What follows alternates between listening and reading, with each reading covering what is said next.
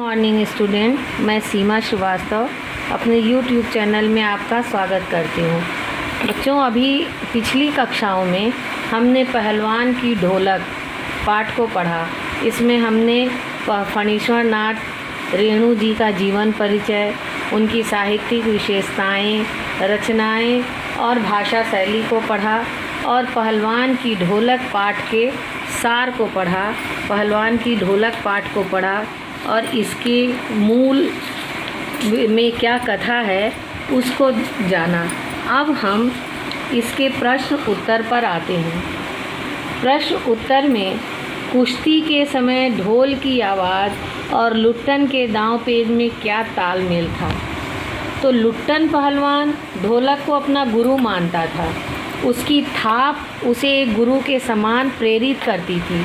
ढोलक की अलग अलग ताल पहलवान के लिए अलग अलग अर्थ रखती थी। जैसे चटधा, गिड़धा यानी चटधा यानी आ जा, गिड़धा यानी भिड़ जा, चटाक चटधा का अर्थ उठाकर पटक दे।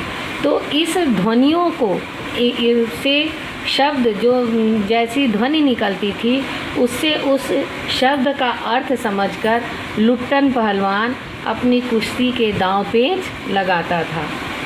अब है दूसरा प्रश्न, कहानी के किस किस मोड़ पर लुट्टन के जीवन में क्या परिवर्तन आए।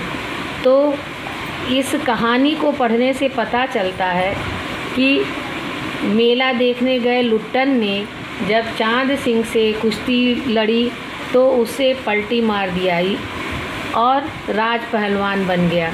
उसके राजसी ठाट बाट हो गए और राजाश्रय पा करके पहलवान की कला अपने चरम उत्कर्ष पर पहुंच गई। परंतु राजा साहब की मृत्यु के पश्चात जब उनका पुत्र राजा बना, सत्ता परिवर्तन हुआ तो लुट्टन को राज दरबार से निकाल दिया गया।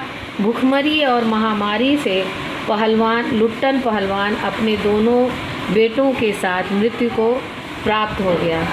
तो जो दोनों घटनाएं हुई वह घटनाएं लुट्टन के उत्थान और पतन का कारण बन जाती थी। अब इस तरह से हम जो आगे के प्रश्न हैं उन प्रश्नों को पर भी विचार करेंगे और उनके अर्थ को जानेंगे, उनके उत्तर को जानेंगे। धन्यवाद।